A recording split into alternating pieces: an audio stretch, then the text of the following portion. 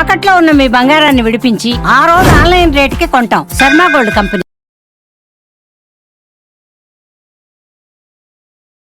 నమస్తే రమగారు. నమస్తే జయ. మంచి స్టోరీ ఒకటి చెప్పుకుందామండి. గుడ్డి జ్యూస్ శంకర్ చెప్తా. ఇది వరకు మనం ఒక చెప్పుకున్న కథ లాంటిదే, కాకపోతే ఇది బాగ్దాద్ నగరపు కథ. ఓహో. బాగ్దాద్ నగరంలో ఒక కూలివాడు భార్య ఉండేవాళ్ళట.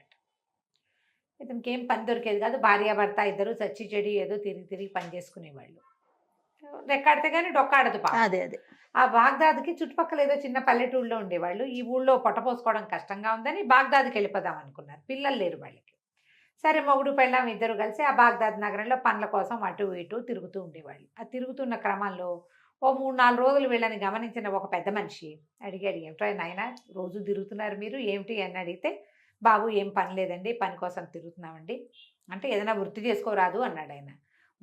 ఏ వృత్తి చేసుకోవాలో తెలియదండి, తెలియటం లేదు, ఇదేమో పెద్ద ఊరు అయిపోయి మేమేమో కొత్త వాళ్ళము అనేసరికి దానిదే ఉంది, సామాన్లు ఉంటాయి కదా, ఓ గొడ్డలు చేత్తో పుచ్చుకుని సుంకాల కచేరీ అంటే ఇప్పుడు ట్యాక్సులు వసూలు చేసేందుకు ఒక ఆఫీస్ ఉంటుంది. బయట ఊరు నుంచి ఆ ఊరు లోపలికి వచ్చారనుకో, వాళ్ళ దగ్గర అక్కడ ట్యాక్సులు వసూలు చేస్తారు. కొన్ని బళ్ళు డిస్మాంటిల్ చేసేసే బళ్ళు ఉంటాయి అక్కడ, ముక్కచక్కా తీసేస్తారు, పేళ్ళేసేస్తారు వాటిని, ఊరికే తాత్కాలిక బళ్ళు. తర్వాత అవి జరుపుకు రావడానికి కొన్ని రకాల ఇవి కూడా బాక్సులు లాంటివి వస్తాయి. అదే మన బాక్సులు అట్టపెట్టెల్లో వస్తున్నాయి కదా మనకి, ఇది వరకు చెక్క పెట్టెల్లో వచ్చాయి. ఆ చెక్క పెట్టెలన్నీ పేళ్ళేసేస్తారు. దాని గొడ్డలు పట్టుకెళ్ళు, నీకు పేళ్ళేసే పని దొరుకుతుంది అక్కడ అని చెప్పాడు. సరే, ఇతను ఏం చేశాడు, చిన్న గుడిసేదో చూసి భార్యని అక్కడ ఉంచి ఇతను ఆ పనికి వెళ్ళటం మొదలుపెట్టాడు. ఇప్పుడు కొంచెం డబ్బులు వస్తున్నాయి, పర్వాలా. రోజు సుంకాల కచేరీ దగ్గరికి వెళ్ళి ఆడు గొడ్డలు పుచ్చుకుంటే, అబ్బాయి గొడ్డలంతా రా దీన్ని ముక్కలు చేయి అంటే పిలిస్తే ఇంకా డబ్బులే. అదే అట్లా ఎవరు కూలీలు ఉంటే పిలిచినట్టు అనమాట. ఏవో రకరకాల పనులు, ఈ పేళ్ళు వేసే పనులు చేసుకుని సాయంకాలం అయ్యేసరికల్లా 4 దినారాలు తెచ్చేవాడు. ఇద్దరు తినేవాళ్ళు, హాయిగా ఉండేవాళ్ళు. కొన్ని రోజులు గడిచేసరికల్లా వాళ్ళ ఆవిడంది స్నానం చేసి ఎన్నాళ్ళు అయింది, హమాంకి వెళ్తాను. హమాం అంటే ఒక రకమైన స్పా లాంటిది అనమాట. స్నానశాలలు ఉంటాయి బాగ్దాద్ కథల్లో కనపడతాయి బాగా. ఆ హమాంకి వెళ్తాను, ఏమైనా 4 డబ్బులు ఉంటే ఇవ్వమంటే సరే ఇచ్చాడు. రోజువారీ స్నానాలు వాళ్ళు కాదు, వాళ్ళు ఎప్పుడో ఒకసారి బాగా వాళ్ళు తోమించుకుంటారనమాట. సరే, ఆ డబ్బులు పుచ్చుకుని ఆ హమాంకి వెళ్ళేసరికల్లా లోపలికి వెళ్ళింది. ఆ డబ్బులు ఏదో చెల్లించి తన వంతు రావడానికి నుంచుంటే ఈ లోపల జనాలు ఏంటో సందడిగా మాట్లాడుకుని, రాజపురోహితుడి భార్య వస్తుంది, ఓ తప్పకోండి ఆవిడకి ముందు ఇవ్వండి, ఆవిడ స్పెషల్ గెస్ట్ సెలబ్రిటీ అని మాట్లాడుకున్నారు. తీరా ఆవిడ చూస్తే పురోహితుడి భార్య గారు ఆవిడ మంచి హోషుగా ఉంది. ఆస్థాన జ్యోతిష్కుడు భార్య. ఆస్థాన జ్యోతిష్యుడు అంటే రాజుగారు ఎక్కడికి వెళ్ళాలి, వెళ్ళకూడదు, ఉండాలి అన్ని చెప్పేది వాళ్ళే కదా. ఆయన పెళ్ళానికి అబ్బో ఎంత బ్రహ్మాండంగా ఉందో. ఈవిడ మొగుడే ఆస్థాన జ్యోతిష్కుడు. ఆయన గీసిన గీటు దాటాడు సుల్తాన్ అని చెప్పుకున్నారు. ఖలీఫా చాలా బాగా పాటిస్తాడని. ఇక ఆవిడ హోషు, ఆవిడ గొప్ప, ఆవిడ స్టైలు మామూలుగా లేవు. గ్లామర్ కూడా చించి వెధవ బతుకు, మంది ఓ బతికేనా. అయితే ఆస్థాన జ్యోతిష్కుడు పెళ్ళాం అవ్వాలి, మనిషి అంటే అది అనిపించింది. అక్కడి నుంచి స్నానం లేదు, ఏం లేదు, లేచక్క వచ్చేసింది. అక్కడి నుంచి వచ్చేసి, మొగుడు సాయంకాలం ఇంటి రాగా, నువ్వేమవుతావో నాకు తెలియదు, నువ్వు ఆస్థాన జ్యోతిష్కుడు అయిపోవాల్సిందే. అయ్యో, నువ్వు అయిపోతేనే కుదురుతుంది, లేకపోతే నాకు కుదరదు, పో ఇంట్లో నుంచి అనేసరికల్లా ఈ తెల్లబోయి, వస్తే నాకు చదువే రాదే, నేనెట్టా జ్యోతిష్యం చెప్తానే అంటే, అవంతా నాకు తెలీదు, నువ్వు చదువుతావో చస్తావో ఏమవుతావో, నువ్వు మాత్రం జ్యోతిష్కుడు అవ్వాల్సిందే, నేను జ్యోతిష్కుడు పెళ్ళంగా హోషు వెలువరచాల్సిందే, ఇంకో దారి అయితే లేదు, నువ్వు ఏదో ఒకటి చేసి జ్యోతిష్కుడు అయిపోమని. సరే, వీరేం ఆలోచించాడు. కొద్ది రోజులుగా పనిచేస్తున్నాడుగా, 4 డబ్బులు ఉన్నాయి. దాంతో ఏం చేశాడు, ఓ సిరా బుడ్డి, ఓ కలము, ఓ కాసిన పేపర్లు, ఓ చిన్న అట్ట అది పెట్టుకోవడానికి కొనుక్కొని హమాం దగ్గరికి వెళ్ళాడు.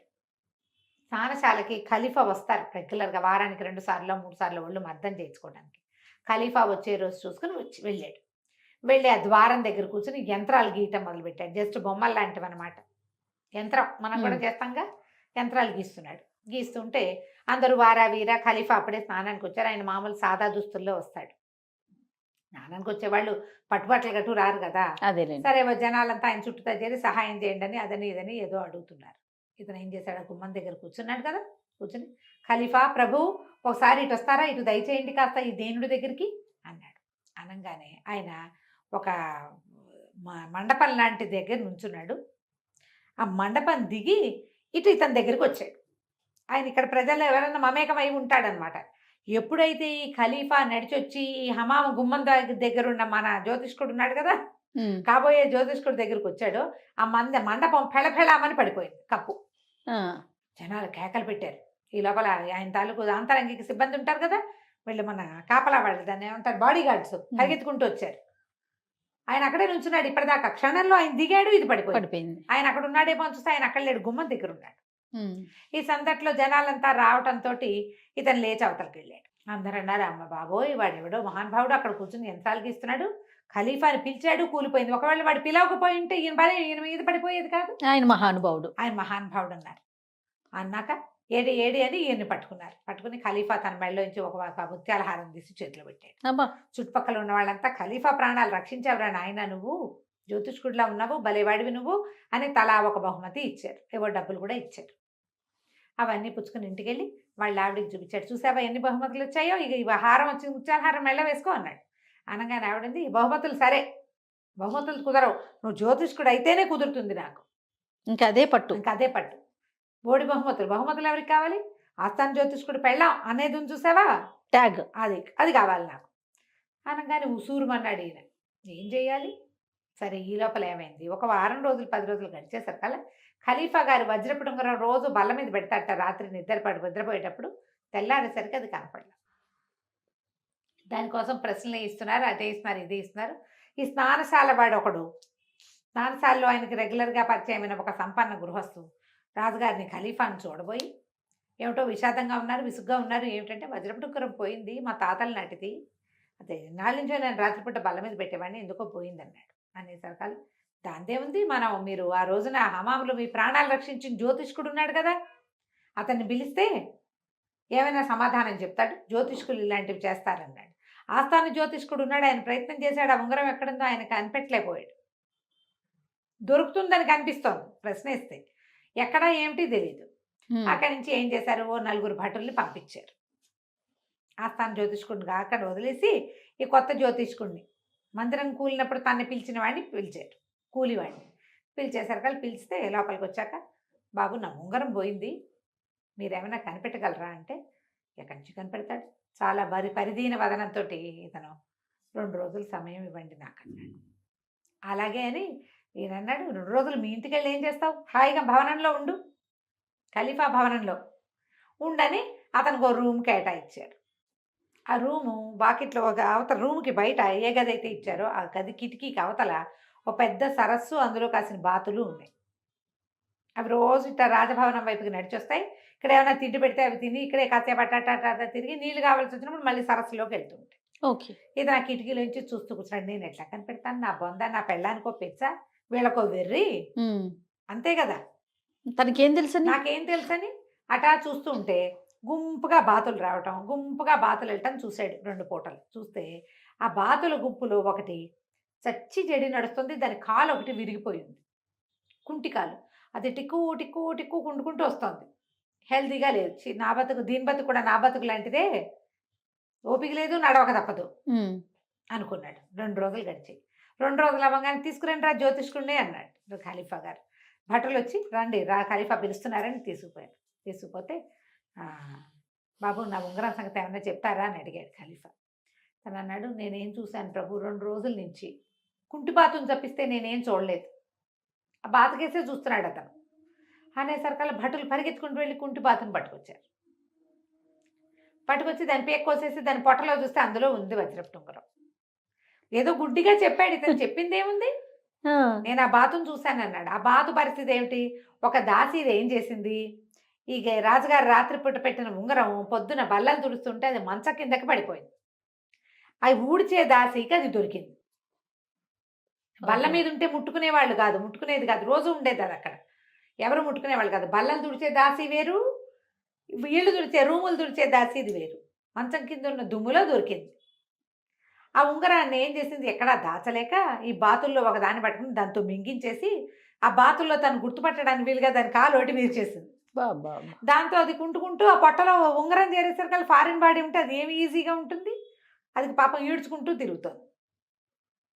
ఎప్పుడైతే బాత అన్నారో వెంటనే కోసేసారు దాన్ని. కోసేసరికి ఇంకేముంది, బంగారు బాత గుడ్డులాగా దాని పొట్టలో ఉంగరం దొరికింది. రాజుగారు ఆశ్చర్యపోయారు, ఎంతో సంతోషించాడు. బోళ్ళని బహుమతులు ఇచ్చారు. మన కూలివాడు ఆ బహుమతులన్నీ మోసుకుంటూ ఇంటికి తీసుకుపోయాడు. ఇది చూడు అది చూడు అది చూడు అని అన్నీ చూపించాడు. ఇవన్నీ గిఫ్ట్లు, నీకు పదవి వచ్చిందా రాలేదా అని అడిగింది ఆవిడ. ఉమ్.